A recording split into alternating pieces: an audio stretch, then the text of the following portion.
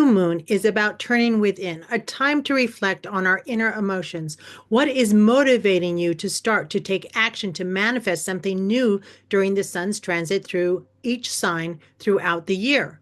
This January 29th new moon conjunct the sun is in Capricorn, where the sun will be until mid-February. Now let's take a detailed look at the new moon chart. We still have a ton of universal energy in both Sagittarius and Capricorn, literally forming a bridge between the two universal, global, national, societal views, cultures, religions, philosophies, and the actual stable or unstable, constructive or destructive structural foundation of our larger community, society, nation, the infrastructure, organizations, institutions, corporations, companies that support or undermine it. As mentioned, we have the new moon, conjunct the sun, of course, in Capricorn.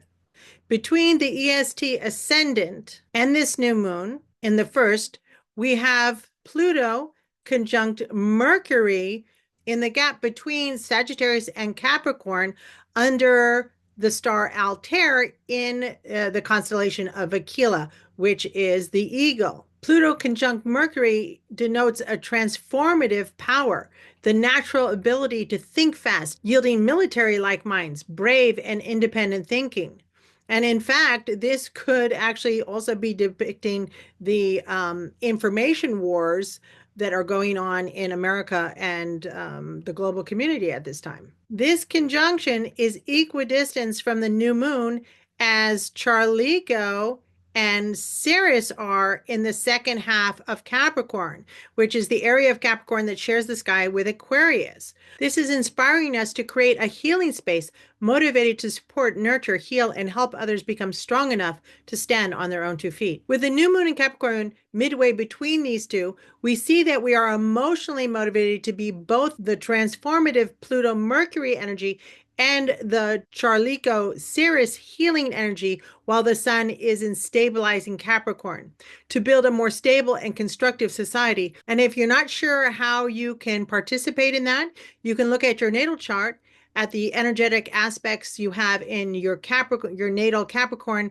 and 10th house, and where your Saturn is, to find out how to be most constructive in this energy. Influencing all of us, we see Aquarius starts the second house with Saturn conjunct Nessus, themes surrounding betrayal, mistrust, violence, and revenge. Nessus actually orbits between Saturn and Pluto, connecting the two. This new moon, we are motivated to interact with our environment by listening to and communicating our higher truth, to give insight into the transformative process going on around Mercury, Pluto, and Saturn Nessus in any way we feel we can, or our sidereal native chart outlines, in a way that our contribution helps to bring us some comfort and peace of mind, and also to larger groups and communities as well. Again, if you're not 100% sure on how you can do that, you can find more insight in your sidereal natal chart. The second ends with Piscean energy, with the added influence of Venus 2 degrees from Neptune conjunct the EST North Node in the third. This is all aimed at learning to harmonize our ability to value fair, just, and balanced give and take of information. Aphrodite, midway through the third in Pisces, followed by Chiron, then Eris and Hygieia. At the very bottom of the EST chart, this is the emotional foundation of this new moon. Deep psychic healing is unsettling but very motivating at this time. Pisces changes to Aries energy in the fourth with Atropos, fate, and an emotional process has begun to determine the fate of those living in our home, or with the sun in Capricorn, our homeland at this time. EST, I see the emotional roots end in Aries near Taurus, which starts with Uranus retrograde. Many will experience strong internalized emotions in regards to sudden or new personal values in regards to humanity this new moon. Almost all the celestial bodies from the 5th house to the 9th house are retrograde at this time. showing that the new moon is just as much about reception of ideas and internal reflection as it is about planting your intentions to act in the way you want to manifest things in these next 2 weeks. Meaning many of us are simply internalizing our emotions rather than acting on them at this time. But action, manifestation is extremely important while the sun is in Capricorn. So after you decide your course of action, start to act as soon as possible. The 5th house starts with Sedna retrograde. There are great internalized emotions surrounding personal experiences of neglect and abuse. Use these to inspire you to take the lessons you've learned from these situations to move forward in a constructive way. Jupiter retrograde is still conjunct Aldebaran, the energy of Archangel Michael, protection, is midway between Amor and Cupido, all in Taurus. Some of us feel that spending more time going within to work on attaining a better value system is what is best for us personally at this time. The 6th starts with chaos between Auriga, the charioteer, masters at navigating life's twists and turns, strong leadership abilities combined with vision and work ethic, and the constellation Gemini. We are working towards removing the chaos within our vision of what is a proper work ethic, what are our strong visionary leadership abilities, and how these can be communicated to be of service to the greater populace.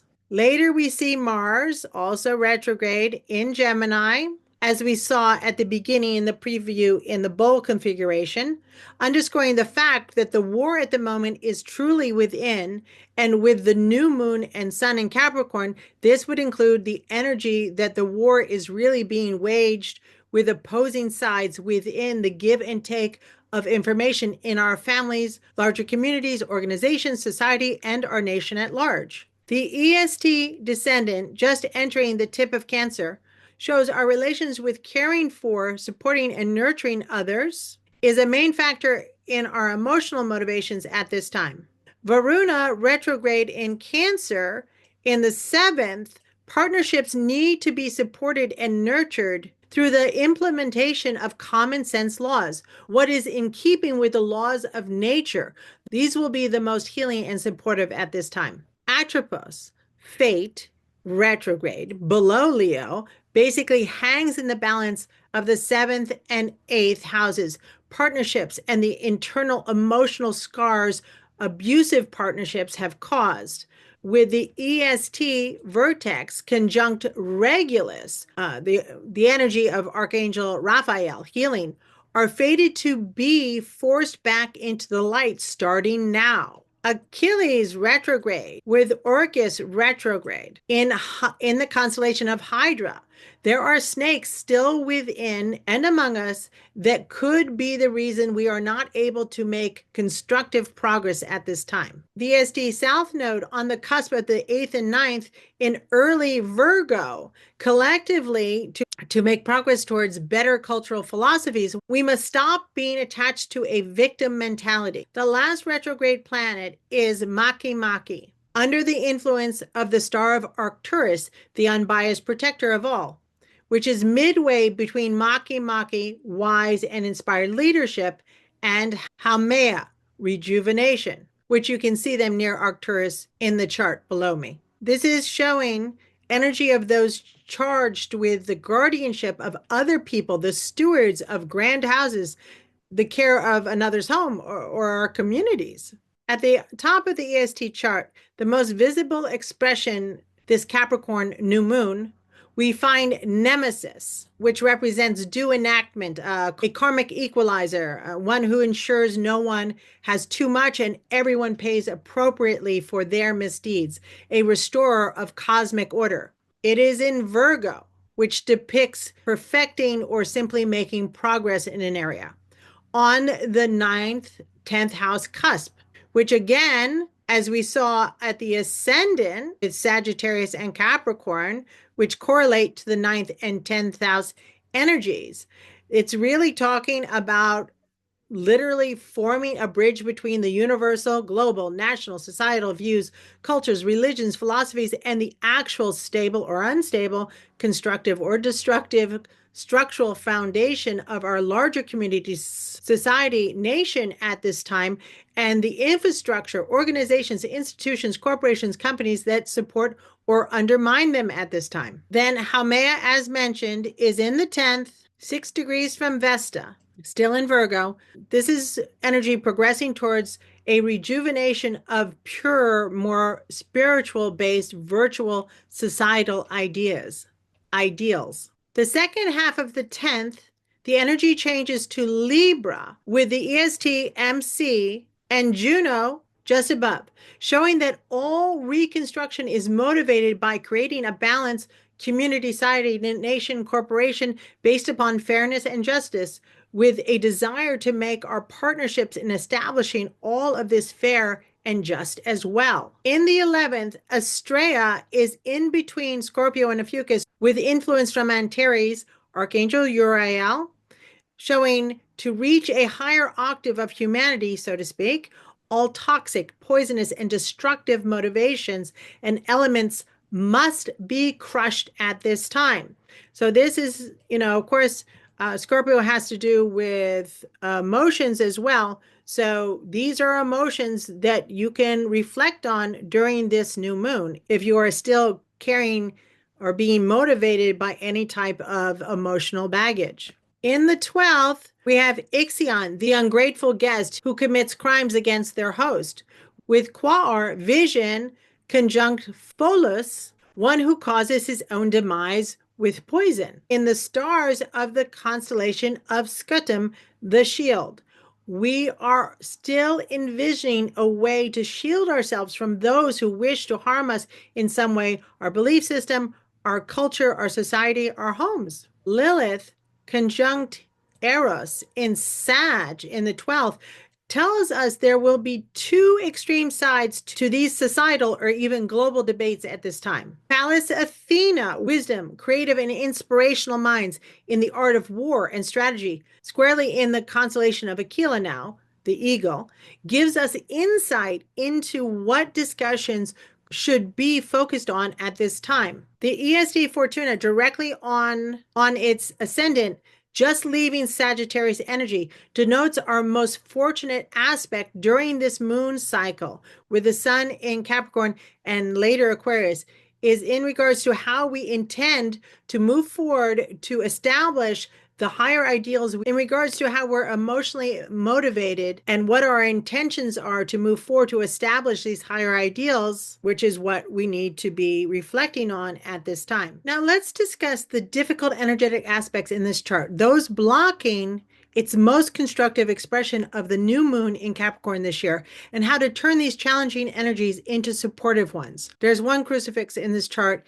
It is a sign of great difficulty. It is created by two exact oppositions crossing each other at an exact 90-degree angle, creating a grand square, so to speak, the most stagnant energy in a chart, which prohibits constructive expression of each of its four corners. To remove the blockage and to allow the energy to express itself in a constructive way, one must harmonize each of the two oppositions simultaneously. Hygeia at the bottom of the chart in Pisces on the 3rd, 4th cusp, to Nemesis at the top of the chart in Virgo on the 9th, 10th cusp. Give and take of communication on the issues in this chart in relation to our home and our society. We must not allow ourselves to be overly emotional to ensure we stay constructive rather than reactive. The second opposition in this chart actually has a catwalk configuration. See if you can see this. I'm going to put it up here like this first, and then I'll color it in. A catwalk configuration denotes the ability to build bridges over the chasms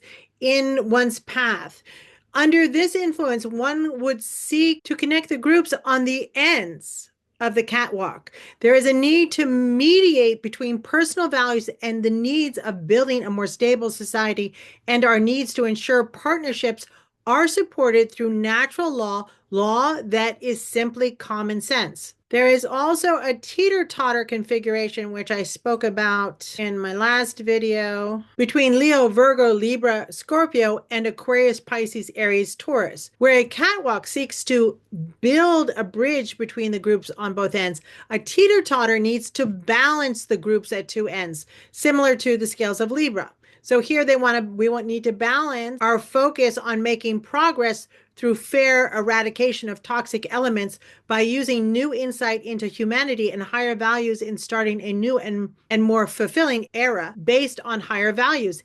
Easier said than done, of course, but this is the best way to make these energetic blockages constructive at this time. Now let's consider the strongest harmonic energetic aspects, those supporting the new moon's expression in Capricorn this year, and discuss how to use these aspects to make them as useful to us as possible. We see two grand trines, one forming one kite and the second forming two kites. The first from the new moon sun conjunction to Jupiter retrograde, conjunct to Aldebaran, to Makemake. And these are forming a kite, which is a focus, right? Remember that? That means this is the focus point of the supportive trine. Okay, so we see here an active Earth trine, which is focused on Antares, pushing us to make progress and establish new, more stable societal foundations, towards using universal wisdom, and to crush deeply integrated, toxic, poisonous, and over-emotional, reactive victimhood mentality. The second kite is starting at Neptune with the EST North Node to its descendant on up to Juno and back, of course. This is making two kites. It's making a kite to the ascendant with Fortuna, and is also making a kite to the South Node here. This is very interesting because here, in fact, we see this is creating a castle with the supportive energy of this castle directed towards Juno and pivoting on the energy here in this corner. A castle, as you can see, is formed by two kites with a common base. The configuration has great structural ability, like a fortress or a castle. If manifested properly, it will stand the test of time. The castle symbolizes the domain of an established leader who has great power, especially with the support from loyal subjects, citizens, and armies. It could symbolize a person who oversees a large estate, a large establishment, a corporation, society, right? Or even the president. It also depicts tycoons and powerful government officials. Yes, so that would fit.